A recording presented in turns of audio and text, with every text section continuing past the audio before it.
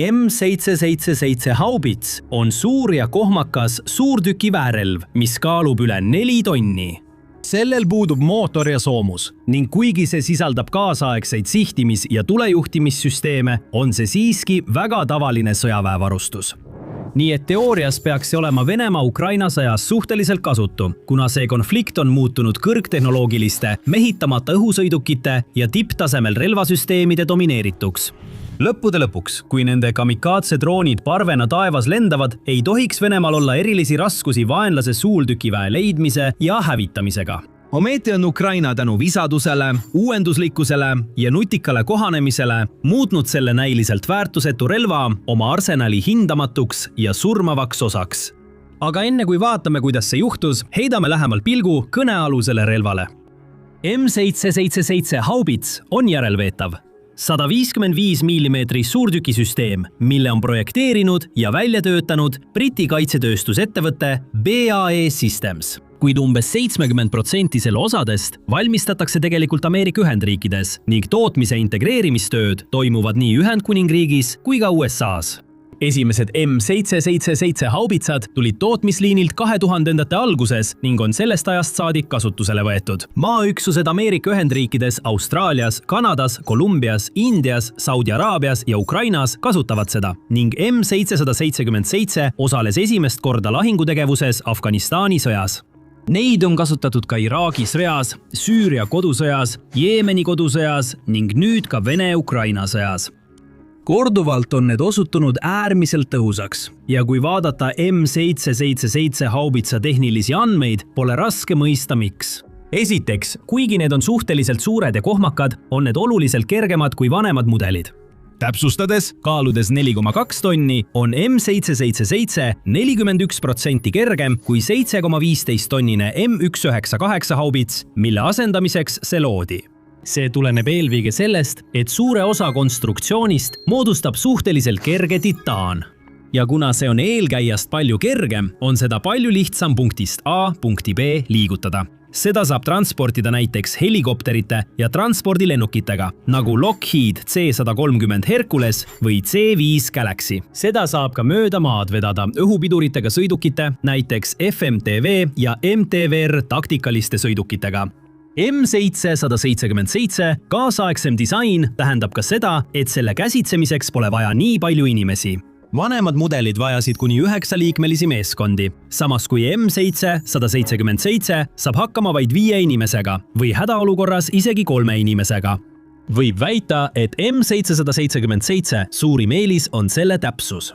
Kasutades kaasaegseid digitaalseid tulejuhtimissüsteeme ning GPS-iga juhitavaid laskemoona, suudab see tabada sihtmärke kuni 40 kilomeetri ehk 25 miili kaugusel erakordse täpsusega ja väga väikese veamääraga. Selle uskumatu täpsuse tõttu on mõned eksperdid nimetanud seda isegi hiiglaslikuks snaipripüssiks, mis suudab kaugelt sihtmärke tabada tõhusamalt kui peaaegu ükski teine haubits. Siis on veel M777 mitmekülgsus. See suudab tulistada erinevaid laskemoone, sealhulgas M982 nutikaid suurtükimürske, mis suudavad tabada sihtmärke kuni 10 meetri ehk 33 jala täpsusega, isegi kui need lastakse välja kuni 24 kilomeetri ehk 15 miili kauguselt. See suudab tulistada ka M549 A1 raketiga abistatud mürske, Boforsi juhitavaid suurtükikobarmürske, M1128 Basebleed tüüpi mürske ning ka pikendatud laskekaugusega XM113 mürske. Vaid mõni kuu pärast sõja algust, 2022 aasta aprillis, sai Ukraina Ameerika Ühendriikidelt suure partii 90 M777 süsteemi. Lisaks tarnisid täiendavaid üksusi Kanada ja Austraalia. Järgnevatel kuudel ja aastatel saabus veelgi rohkem süsteeme. Ameerika Ühendriigid on tarninud ka mitu miljonit mürsku, sealhulgas nii tavalisi laskemoona kui ka spetsiaalseid mürske, näiteks M718 RAM-mürsk, mis on teatud tüüpi suurtükimürsk, mille sees on tankitõrjemiinid. Kuigi alguses esines mõningaid raskusi, kui Ukraina sõdurid õppisid neid süsteeme maksimaalselt ära kasutama, osutusid need peagi väga tõhusaks. Tõepoolest, 2024 aasta alguseks peeti M777 võib olla kõige määravamaks relvaks selles konfliktis. Sel ajal oli suurtükivägi lahinguväljal suurim kahjutekitaja, põhjustades umbes 80% kaotustest mõlemal poolel. 2024 aasta veebruari hinnangute kohaselt olid suurtükisüsteemid otseselt tapnud või haavanud kokku umbes 400 000 sõdurit. Ja hoolimata sellest, et neil oli kasutada arvukalt lääne relvasüsteeme, sealhulgas Prantsuse Caesar 155 mm iseliikuv haubits, Ameerika M142 kõrge mobiilsusega raketisüsteem HIMARS ning M109 Paladin iseliikuv suurtükk. M777 oli ehk kõige hinnatum Ukraina suurtükimeeskondade seas. Sest sellega oli nii lihtne töötada, see oli nii täpne ja usaldusväärne, tõestades oma väärtust ikka ja jälle. Näiteks 2023 aasta veebruaris üritasid Kremlile alluvad väed agressiivselt vallutada üht väikest Donbassi linna nimega Volodar. Suur hulk Vene sõdureid ja Wagneri grupi palgasõdureid tormas sellele alale peale. Ühes rünnakus osales ka suur mehhaniseeritud kolonn tanke, jalaväe lahingumasinaid ja soomustransportööre, mis üritasid läbi kitsaskoha jõuga edasi tungida. M777 võttis nad vaevata maha. Üle 30 raskerelvasüsteemi hävitati vaid lühikese ajaga, kui Ukraina kasutas USA päritolu M718 rammürske, et tanke ja soomustransportööre hõlpsasti hävitada. Teistes rindepositsioonides oli lugematul hulgal sarnaseid lugusid, kuid aja möödudes hakkas sõda liikuma hoopis teises suunas ja paljud eksperdid kartsid M777 saatuse pärast halvimat. Venemaa hakkas palju vähem tuginema tavapärastele maaväe taktika ja mehhaniseeritud rünnakutele ning hakkas selle asemel kasutama mehitamata õhusõidukeid, UAV-sid palju suuremas koguses kui kunagi varem. Ka Ukraina liikus aeglaselt, kuid kindlalt selle sõjapidamisstiili poole, arendades ja kasutades oma enda droonide arsenali, et vaenlase rünnakuid tõrjuda. Ja kui 1000 droonid igal hetkel rindekohal on, tunduvad suured rasked suurtükisüsteemid äkitselt nagu hiiglaslikud märklauad, mis ootavad lihtsalt kaardil pühkimist. Ukraina ei saanud enam lihtsalt paigutada oma M777 suurtükke, kuhu iganes soovis ja tulistada vaenlase rünnakurühmade pihta. Selle asemel pidi ta pidevalt olema valvas õhust tuleva ohu suhtes, pidevalt kuulama Venemaa Shahidi droonide ja teiste lõhkeainetega UAV-de iseloomulikku suminat. Sest kuigi M777 on kindlasti võimeline tekitama märkimisväärset kahju, ei ole see just eriti loodud ise palju pihta saama. Näiteks puudub sellel oma soomus või muud kaitsemeetmed ning üks ainus droonitabamus õigesse kohta on piisav, et terve haubits rivist välja lüüa, kas ajutiselt või halvimal juhul jäädavalt. Pole ime, et paljud sõjaanalüütikud uskusid, et M777 muutub paratamatult väärtusetuks, kui konflikt liigub üha sügavamale droonisõja faasi, aga nii ei läinud. Isegi nüüd, aastal 2026, kasutavad Ukraina suurtükimeeskonnad 777 endiselt regulaarselt. Nad peavad seda endiselt üheks oma tähtsaimaks varaks ning üks suurtükimeeskond, esimene eraldi ründepolk, tunnistas avalikult, et kui poleks M777-sid, oleks Ukraina täna märksa nõrgemas seisus. Esimene polk lisab, et nad said hiljuti uue partii neid haubitsaid. Nüüd on meil mõned 777 haubitsad rohkem ja kõik need on juba positsioonidel. Ja meil on väga hea meel, et need meil on, sest need on väga täpsed. Need suurtükid näitavad jätkuvalt märkimisväärset tõhusust. Ukraina meeskonnad teatavad 80% tõhususe määrast. See tähendab, et enamik välja lastud mürske tabab oma sihtmärki ning need hävitavad jätkuvalt vaenlase tanke, sõidukeid, väekoondisi ja muid vahendeid päevast päeva. Aga kuidas see võimalik on? Kui Vene droonid patrullivad taevas ja kannavad piisavalt suuri laenguid, et hävitada M777 hetkega, siis kuidas on Ukraina suutnud nendest relvadest järjepidevalt ja pidevalt nii palju kasu saada? Kõik taandub kohanemisele. Kuna sõjaolukord on muutunud ja arenenud, on Ukraina pidanud leidma viise, kuidas sellega kaasa areneda. Kuid selle asemel, et lihtsalt oma M777 pensionile saata ja leppida sellega, et need pole enam otstarbekohased, on Kiievi väed leidnud uusi, innovaatilisi ja nutikaid viise nende kasutamiseks. Aga enne kui vaatame täpsemalt, kuidas nad seda teevad, siis kui selline ülevaade sind huvitab, pane kindlasti The Military Show kanalile tellimus peale. Me teeme selliseid analüüse iga nädal. Sõja varasemates etappides sai Ukraina oma 777 suurtükid vedada rindele lähedale ja tulistada vaenlase positsioone, pühkides vaenlase sõidukid kaardilt.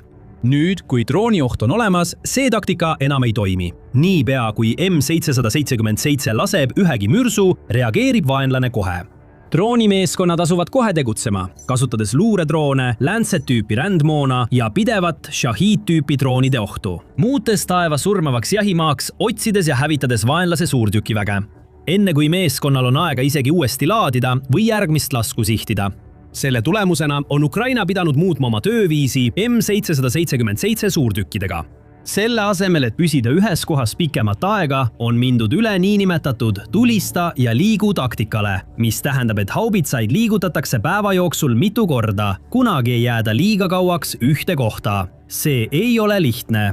Esimene rügement tunnistab seda ise, öeldes, ükskõik kui kogenud su meeskond ka poleks, sellise kahuriga positsioonile jõudmine on suuresti loterii.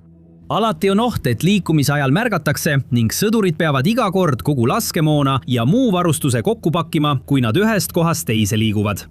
Kui nad jõuavad uude kohta, seisab ees jälle kahuri ülesseadmine, laadimine, lasu ettevalmistamine ja nii edasi, enne kui tuleb jälle valmis olla piirkonnast lahkumiseks. See on väsitav protsess, kuid see on parim viis, kuidas neid haubitsaid võimalikult kaua töökorras ja tõhusana hoida. Ja praegu see toimib. Siin tulevad mängu M777 disainieripärad. Tõsiasi, et see on võrreldes vanemate suurtükisüsteemidega nii kerge, tähendab, et seda pole liiga raske transportida, isegi keerulisel maastikul, ning Ukraina meeskonnad on oma suurtükkide ülesseadmise ja lahtivõtmise kunsti selgeks saanud.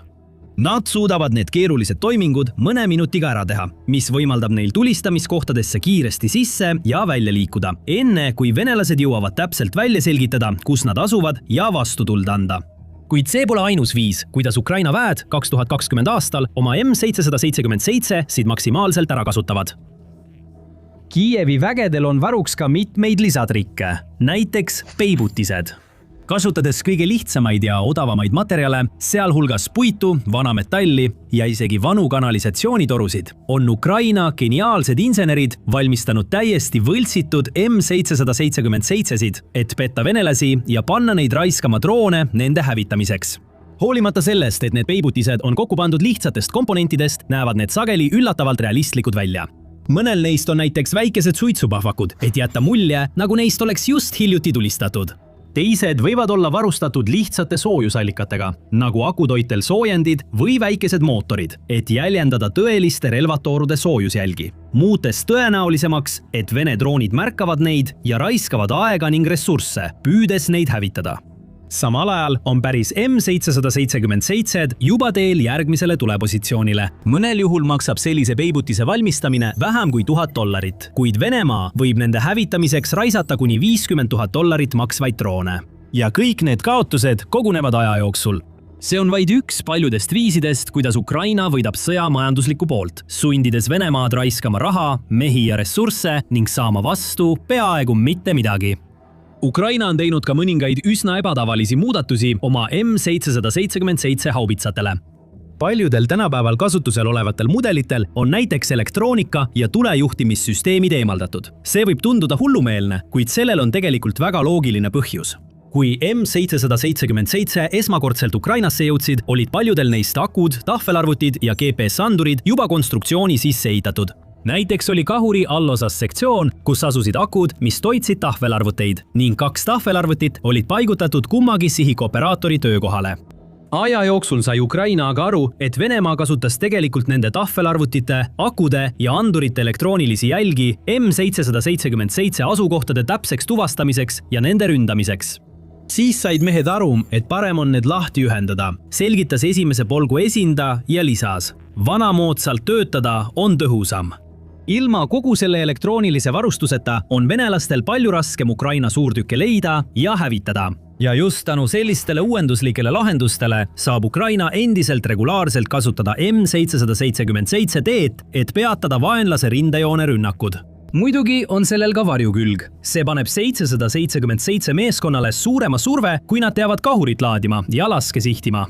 Need peavad kasutama suuri kõveraid vardaid, mida nimetatakse laadimisvarrasteks, et mürsud torusse suruda. See on raske töö. Mürsud on rasked, vardad on kohmakad ning kahurid ise on äärmiselt valjud ja nende ümberpaigutamine võtab aega. Siiski leiab Ukraina taas viise, kuidas muuta oma meeskonnad tõhusamaks.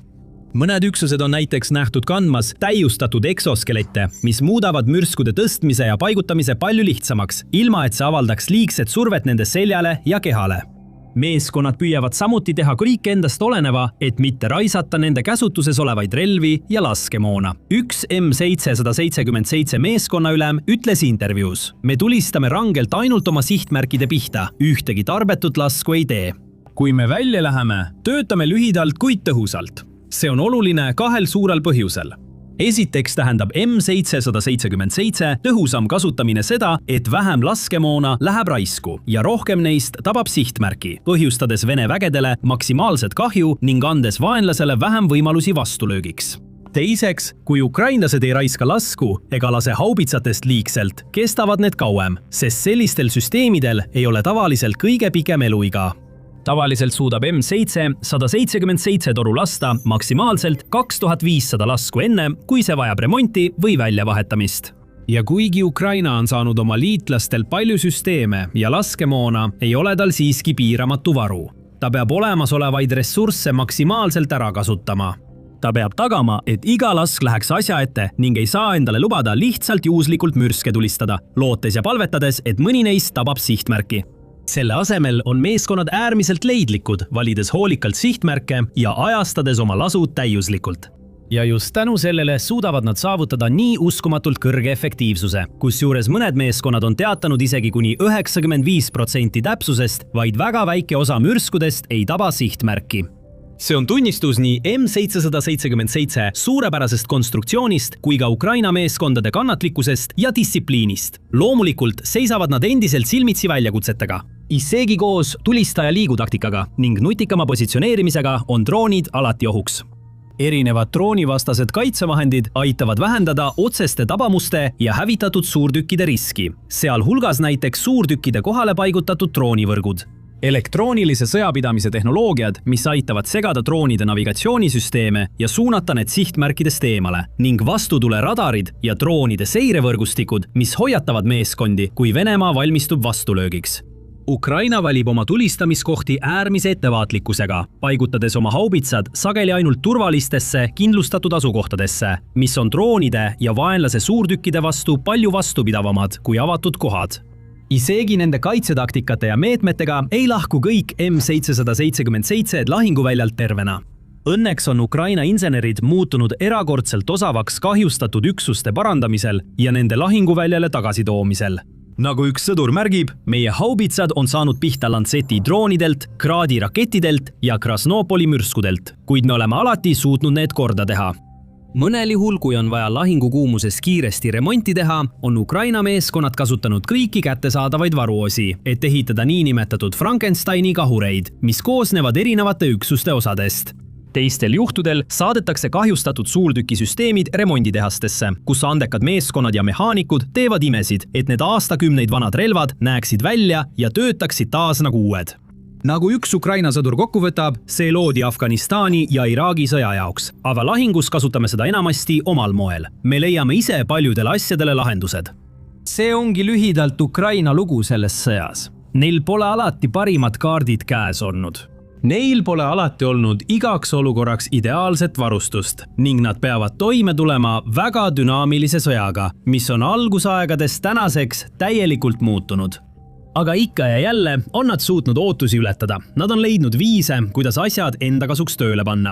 Nad on muutnud näiliselt väärtusetud või aegunud varad hindamatuteks osadeks oma sõjamasinas ning nüüd lõikavad nad sellest kasu, kui M777 jätkavad tulevalangute andmist Vene positsioonidele ja põhjustavad segadust Kremlile alluvate vägede seas. Nüüd saad rohkem teada Ukraina sõjalisest innovatsioonist selles videos, mis uurib, kuidas Kiievi sõdurid viisid läbi laastava kaugmaarünnaku Venemaa hävituslennukipargi vastu. Või vaata seda videot, et saada põhjalikum ülevaade sellest, kuidas sõjakäik on märkimisväärselt Ukraina kasuks pöördunud. Ja lõpuks ära unusta tellida ka The Military Show'd, et saada rohkem teadmisi, analüüse ja üksikasjalikke aruandeid sellest konfliktist ja teistest.